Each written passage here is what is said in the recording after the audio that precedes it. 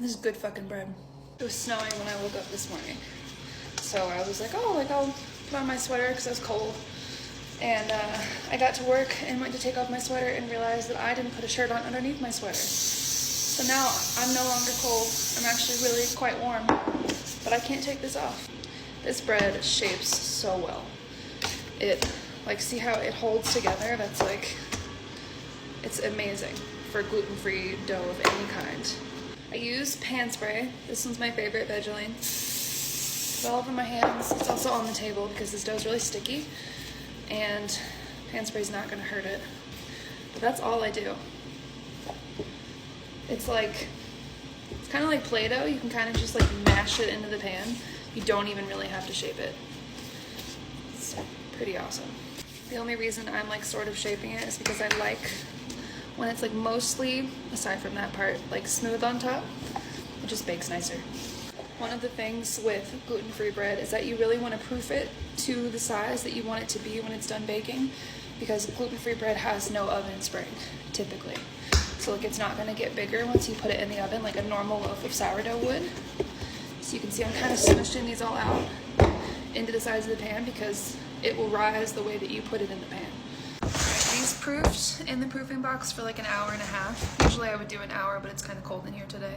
So here they are, and we're gonna bake them.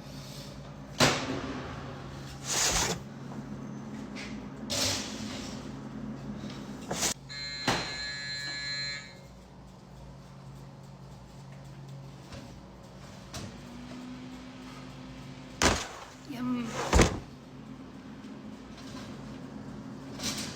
God, this bread smells so good. I like to cool these on a wire rack because if you leave them in the pan for too long, they like steam themselves and they get really mushy and kind of wet. It's like kind of gross. So wire rack is your friend. I know someone's gonna be like, you should be wearing gloves. You're touching ready to eat food. If I wear gloves while I touch this, I'm gonna burn the gloves to my hands. So shh. I'm gonna commit a cardinal sin of gluten-free bread. This one has a chunk out of the side that looks like somebody took a bite out of it because it got stuck to another loaf, so I'm gonna fucking eat it. But it's still warm. And really, really, really, you should wait until gluten-free bread is cooled all the way to eat it. I'm clearly not doing that. It kind of, oh, look at this shit. This is the end and it's like still like this. It can get like gummy if you don't wait, but it's warm. It's warm and it's so delicious. And our prep cook made this like white cheddar and green onion dip.